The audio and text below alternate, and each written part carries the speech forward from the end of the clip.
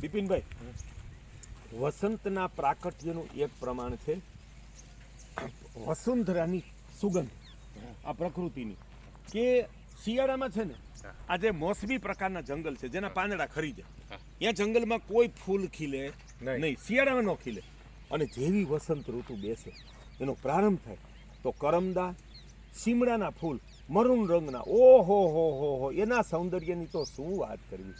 અને એવી જ રીતે કેસુડો ત્યાંથી થાય ને પછી વિવિધ પ્રકારના ખીલતા જાય અને છેલ્લે છે ને કદમના વૃક્ષ સુધી જંગલમાં ફૂલો ખીલી જાય. એટલે એની સુગંધથી છે ને આખું વાતાવરણ મગમગી ઉઠે, બરાબર. એટલે સુગંધનું પ્રાકટ્ય પણ વસંતમાં છે. અને સૌંદર્યનું કે જે આવું સાવ સૂકું ભટ્ટ જંગલ હતું એમાં કૂણા મખમલ જેવા પાન ખીલા અને ફૂલ ખીલી ઉઠ્યા. એટલે સૌંદર્યની ઋતુ, પ્રાકટ્યની ઋતુ પછી ને એ પણ વસંત.